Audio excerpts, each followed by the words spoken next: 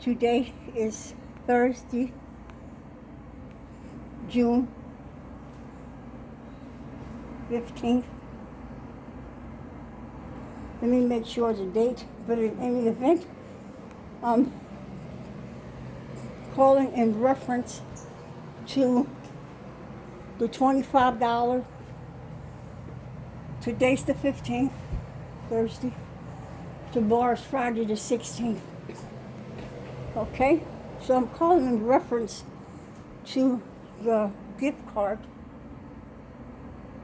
ShopRite gift card for the $25, where I lost $192 in food, my food stamps. And this is what they're giving me to replace or have food with a market that's nowhere near this place.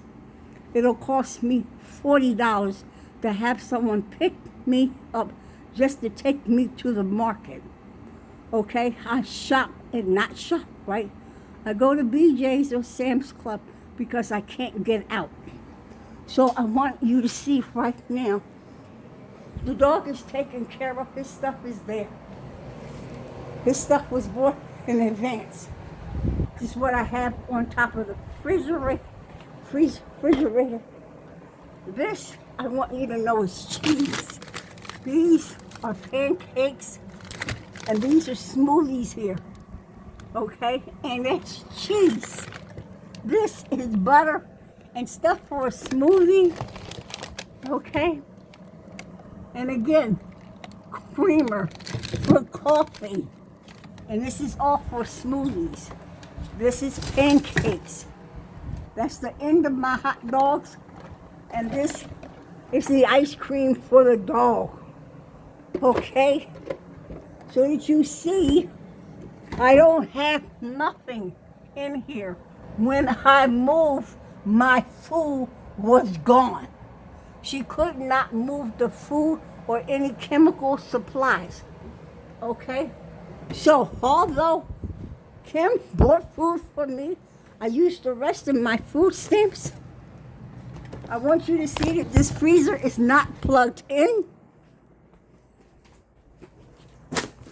Okay?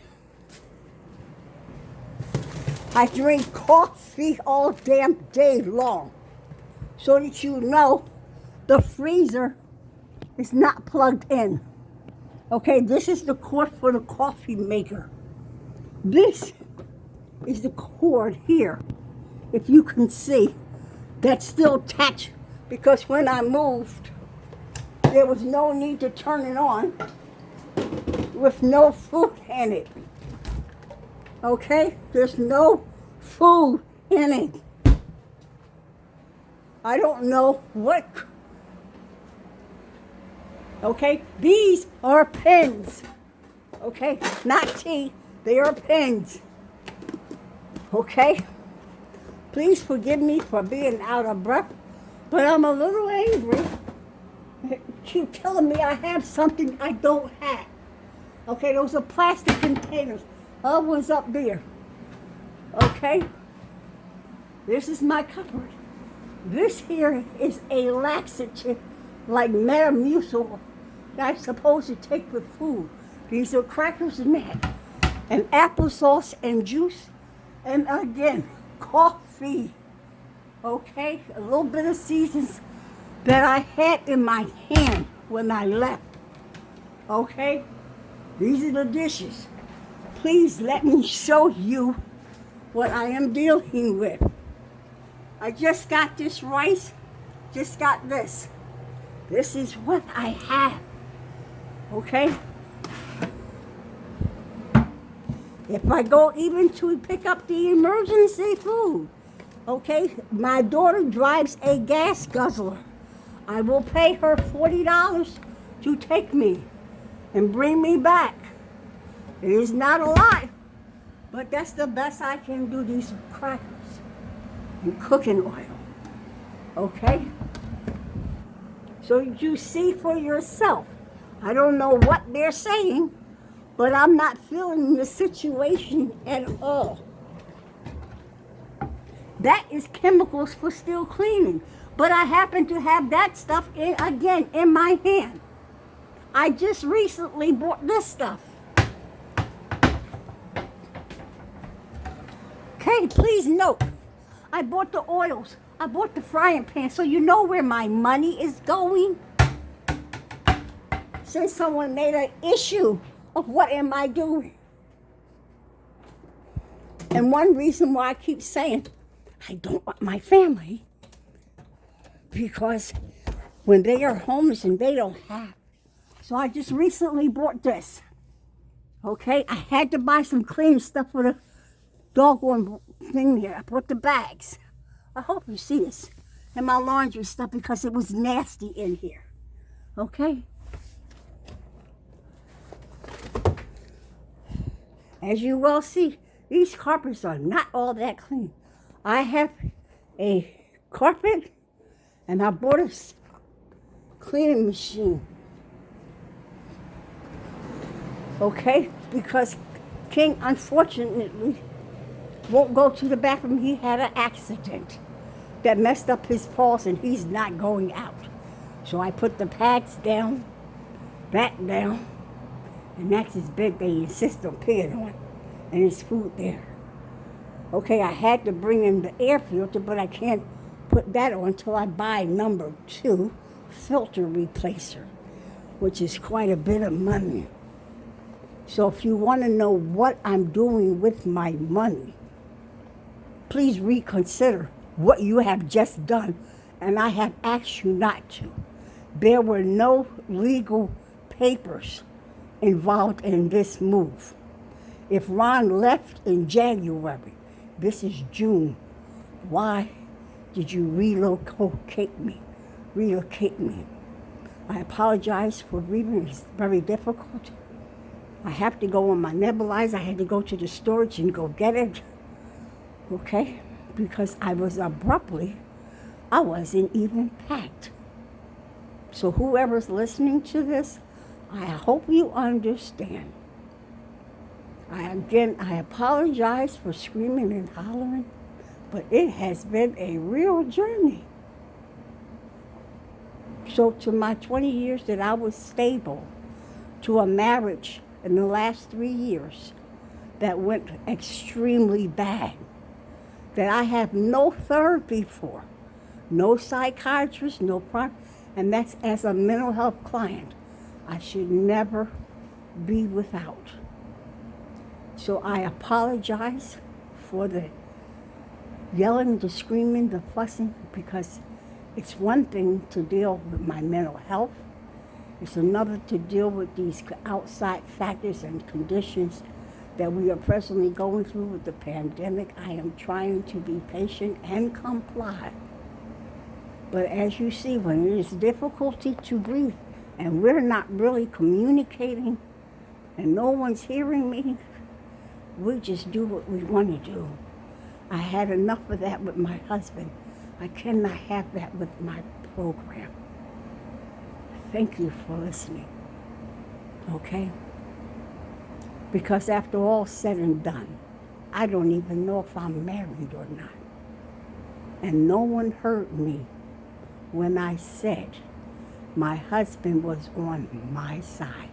So they threw away my stuff that was in his apartment number 4 at 4611. And nobody still wants to hear me when I say Leanna Breach, whatever her name, from Columbus Property Management, broke HIPAA law. And because she was the one who had to make the decision along with my voucher, this is why I'm going through this. Not 4 years ago, 2 letters that said I needed to move. It never took place.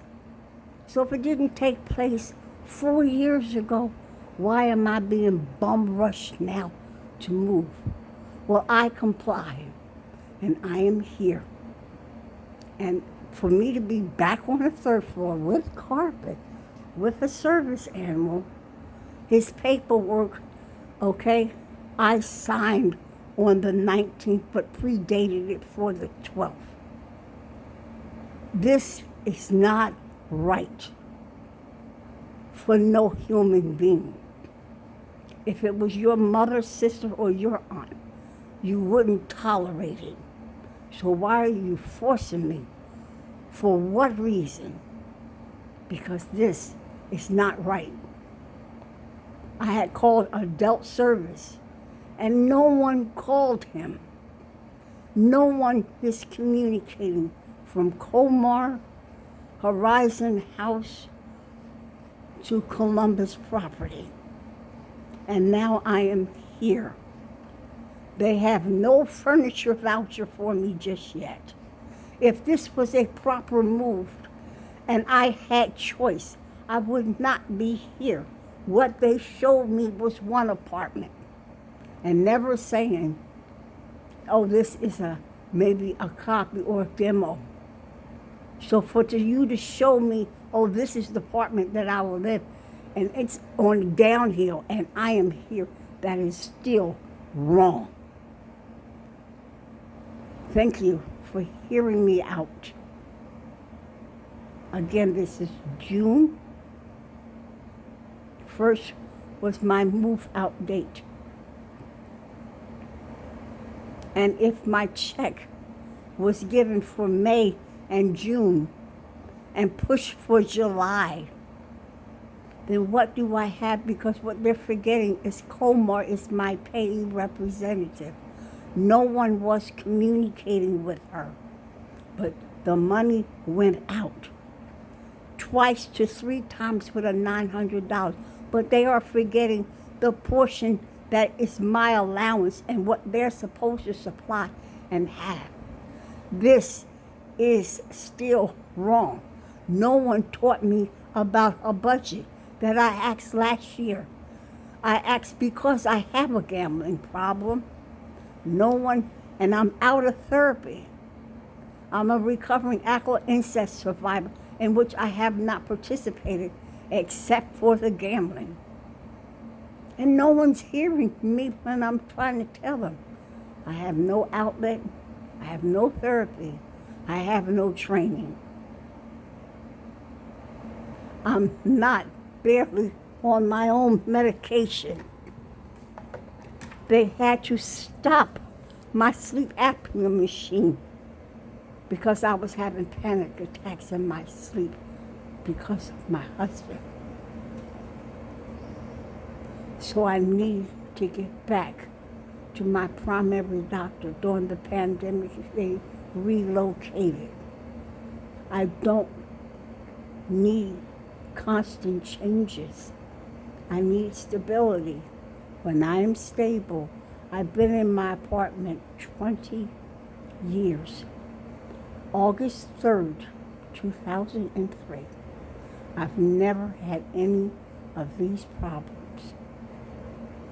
If this is marriage, and I can't even know, or they're telling me whether or not I'm still married. I have no answer for a man who gaslighted me and was a narcissist, who mistreated me and restrained me. But yet he said, because he's a veteran, and they were nice enough to let me know, oh yeah, they can get away with anything they want, and they pay for it. So, with that being said, I felt like nobody helped me. And although I can normally articulate for myself as I do for others, this has been a nightmare because no one is hearing me. They were bogus letters. I told them I called the cops. Even when Mr. Leah Breach, whatever her name is, from Columbus property, made the accusation of telling another tenant, number 3, at 4611 Blakenston Street. Oh, she's a problem tenant. Okay, and we're trying to get her out. That should have never been told to another tenant about another tenant. That breaks HIPAA law all day long. And they're not even considering how many times I asked, could I have a roundtable discussion with Mr. John to let him know the smoke was coming through the floors, which the last person who came in to inspect the apartment, I noted that. I noted that they would never give me some kind of a ramp so I could go up. I'm coming from the third floor all the way back. They never addressed these issues. There were no solutions at any given point. Never. So if I left trash in the hallway, well, with a breathing condition that the gentleman is causing, they again never consider the veterans that were coming in and they were leaving. They were never stable.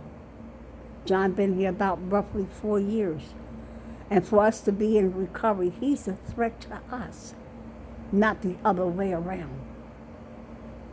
And I'm still not being heard. Again, thank you for listening, because now my paperwork, where I should not had to pay for a service animal, my paperwork ended on the 19th. And I cannot renew it. But the new thing is with the emotional, I had both papers that I filed for. Trickery is a bitch, but it's okay. But I bought the animal for my husband because I got tired of him patting me on my head. When his therapist was Miss Jones, I let her know that there was problems in the marriage because I refuse to participate or have in sex with my husband when I know he's cheating and he's lying and he's stealing. For the 2 years, he would never answer me, yet he would restrain me and bruise me.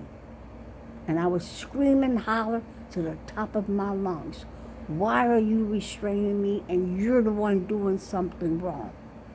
But that's gaslighting and becoming a narcissist. He speaks very low. And many occasions the cops were called. I even took him to the lawyer around the corner, Gutman, before he left during this pandemic. And that was not even a week or 2 weeks after we got married. We could get a divorce. He never wanted. To this day, he's holding on. To what? I have no idea, and no one in any of these agencies, I understand HIPAA, but can I have the right to know whether I'm married or not? Can I be free? Can I be heard? Can I breathe? This is a very bad situation. I don't wish this on anybody, and I hope this tape serves as some kind of support and understanding for somebody else. Thank you again for hearing me out.